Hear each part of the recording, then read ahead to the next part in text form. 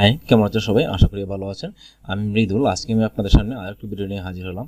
আজকে আমরা দেখব এলিমেন্টর প্রো যে উইজেটগুলো রয়েছে তার ভিতর থেকে আজকে আমরা ব্লক কোড যে উইজেটটি রয়েছে সেই ব্লক কোড উইজেটটি নিয়ে আমরা আজকে আলোচনা করব। দেখব এই ব্লক কোড উইজেটটি কীভাবে একটি ওয়ার্ডপ্রেস ওয়েবসাইটের ভিতর ব্যবহার করে এবং কীভাবে কাস্টমাইজ করে। চলুন শুরু করা যাক। আসলে ব্লক কোড কেন ব্যবহার করে?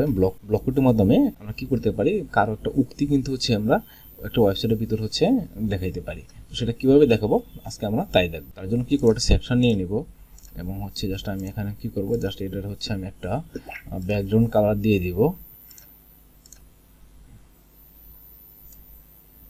একটা ব্যাকগ্রাউন্ড কালার দিয়ে দিলাম এবং এখন আমি কি করব, জাস্ট আমি যে এই সেকশনটাকে জাস্ট আমি মিনিমাম হাইট করে দিব।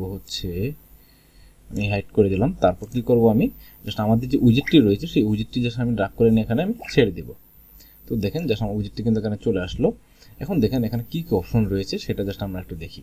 এখানে দেখেন কি দেখাচ্ছে যে একটা ডিসক্রিপশন, নাম, তারপর কি টুইট একটা বাটন। হ্যাঁ, জাস্ট আমরা যদি এদিকে যাই যে এখানে কি কি অপশন রয়েছে দেখেন, এখানে শুধু ব্লক কোড একটি অপশনে কিন্তু রয়েছে কন্টেন্টের ভিতর। এখন আমি কি করব, জাস্ট এখান থেকে দেখেন প্রথমে কি রয়েছে স্ক্রিন। হ্যাঁ, স্ক্রিনের কি হবে যে বর্ডার। হ্যাঁ, স্ক্রিনটা কি স্টাইলে থাকবে সেটা কিছু বর্ডার নাকি দেখেন এখানে আরও তিনটা অপশন রয়েছে। হ্যাঁ, কোটেশন, তারপর কি রয়েছে দেখেন বক্সড, হ্যাঁ, তারপর রয়েছে ক্লিন। তা আমরা যদি বর্ডার রাখি সেটা দেখেন কি রয়েছে, দেখেন প্রথমে যে লেফট সাইডে কিন্তু একটা বর্ডার রয়েছে। হ্যাঁ, এটাই বর্ডার স্ক্রিন। তারপর কি রয়েছে দেখেন কন্টেন্টের ভিতর কি এখানে যে উক্তিটা থাকবে, যে কথাগুলো থাকবে, সেই কথাগুলাই বা সেন্টেন্সটাই কিন্তু এখানে আমরা দিয়ে দেবো কন্টেন্টের ভিতর। তারপর কিছু অথর নেম, উক্তিটা যে দিবে, হ্যাঁ, তার নামটা আমরা এখানে দেব। তারপর কিছু টুইট বাটন কোনটা, এই যে টুইট বাটন সেটা কিন্তু জাস্ট এখানে আমরা থাকবে কি না, জাস্ট আমি যদি ডিসেবল করে দিই তাহলে দেখেন আমার কিন্তু টুইট বাটনটা ডিসেবল হয়ে গেল। আবার যদি এনাবল করি তাহলে দেখেন আমার কিন্তু টুইট বাটনটা এনাবল হয়ে গেল। তো এইভাবে কি করতে পারি, আমরা টুইট বাটনটা কিন্তু এখানে ডিসেবল বা এনাবল করতে পারি। এই ছিল কন্টেন্টের ভিতরে ব্লক করে যে বিভিন্ন অপশনগুলো। তারপরে এই যে এখানে যে সেটিংসগুলো সেগুলো কিন্তু টুইট বাটনের। হ্যাঁ, আমরা যদি টুইট বাটনটা অফ করে দিই তাহলে দেখেন আমার কিন্তু বিভিন্ন অপশনগুলো কি ডিসেবল হয়ে গেল। আবার যদি এনাবল করি তাহলে কিন্তু অপশনগুলো আবার আমার সামনে আসতো। এখন দেখেন কি ভিউ এবং কি আইকন এন্ড টেক্সট। এখন দেখেন এই ভিউর ভিতর কি রয়েছে, আইকন এন্ড টেক্সট। এখানে দেখেন আমার কিন্তু আইকনটাও রয়েছে এবং টেক্সটও রয়েছে। জাস্ট আমি যদি চাই যে এখানে শুধু আইকন রাখবো তাহলে কিন্তু আমার শুধু আইকনটা এখানে থাকবে। তারপর স্ক্রিন কি হবে, এখানে ক্লাসিক আছে, বাবল আছে এবং লিঙ্ক আছে। আমি যদি বাবল দিই তাহলে দেখেন এটা কিন্তু বাবল আইকন চলে আসলো। তারপর কি যদি লিঙ্ক দিই তাহলে দেখেন আমার কিন্তু লিঙ্ক আকারে চলে আসলো। তো এটা আমি জাস্ট বাবল আকারেই রাখবো। তারপর ইউজার নেম। এখানে ইউজার নেম কি, যে টুইট করবে এটা যদি জাস্ট আমি এখানে ক্লিক করি তাহলে কি হবে, জাস্ট আমার কিন্তু টুইটারে নিয়ে গিয়ে শেয়ার হবে। আর এখানে যদি আমি ক্লিক করি তাহলে কি হবে, যে আমার যে ইউজার নেমটা কিন্তু আমার এখানে @ পরে কিন্তু আমার ইউজার নেমটা এখানে শো করবে। তারপর টার্গেট ইউআরএল।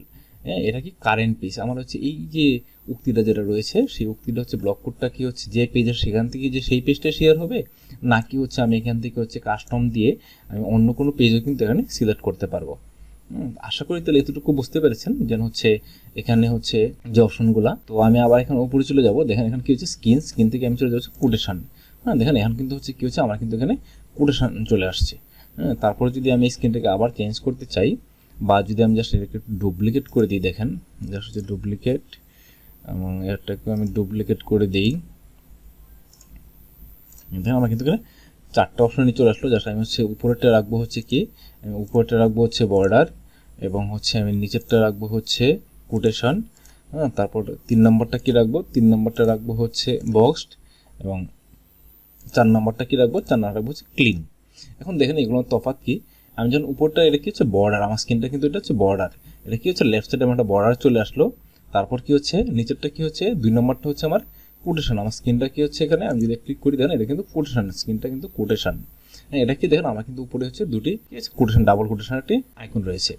তারপর কি রয়েছে দেখেন নিজেরটা কি এটা বক্সড। হ্যাঁ, দেখেন আমার কিন্তু এখানে ব্যাকগ্রাউন্ড কালারটা হোয়াইট চলে আসলো এই বক্সটের।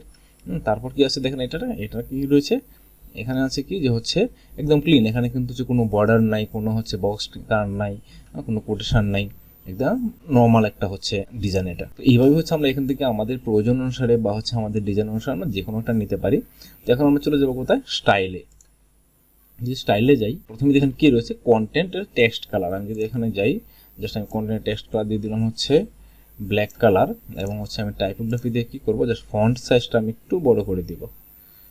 দেখুন ফন্ট সাইজ একটু বড় করে দিলাম। তারপর কি রয়েছে দেখেন গ্যাপ কতটুকু হবে এটা কিন্তু আমরা এখান থেকে সিলেক্ট করতে পারি না। গ্যাপটা গ্যাপ এই যে নেম এবং হচ্ছে যে আমার টুইট বাটন সেই গ্যাপটা কতটুকু হবে সেটা কিন্তু আমরা এখান থেকে সিলেক্ট করতে পারি। তারপর কি হচ্ছে দেখেন অথর, হ্যাঁ অথর যে নেম সেটা টেক্সট কালার কি হবে, জাস্ট আমি এটা দিয়ে দিলাম হচ্ছে হোয়াইট কালার। তারপর কি হচ্ছে বাটন, বাটনের হচ্ছে কালার কী হবে, অফিসিয়াল কালার নাকি কাস্টম কালার সেটা সিলেক্ট করতে পারি। সাইজ কী হবে আমরা সাইজটাও কিন্তু এখান থেকে সিলেক্ট করে দিতে পারি এবং বর্ডার এরিয়াসটাও কিন্তু আমরা এখান থেকে দিতে পারি। তারপর কি হচ্ছে টেক্সট কালার কী হবে, আমি টেক্সটে থাকবো তাহলে টেক্সট কালার কী দিব সেটাও কিন্তু আমরা সিলেক্ট করতে পারলাম। বর্ডার, প্রথমে কি বর্ডার কালার জাস্ট আমি দিলাম হচ্ছে রেড কালার এবং সেটার উইথ কী হবে সেটা উইথটাও কিন্তু আমরা এখান থেকে সিলেক্ট করতে পারি। এবং গ্যাপ কতটুকু হবে গ্যাপটাও দেখেন আমার হচ্ছে বর্ডার থেকে টেক্সটের গ্যাপ কতটুকু সেটাও কিন্তু আমরা এখান থেকে সিলেক্ট করে দিতে পারি। এবং প্যাডিং দিব কিনা আমরা চাইলে কিন্তু এটা প্যাডিংও দিতে পারি, ভার্টিক্যাল প্যাডিংও ব্যবহার করতে পারি। এই ছিল হচ্ছে আমাদের স্টাইলের বিভিন্ন অপশনগুলো।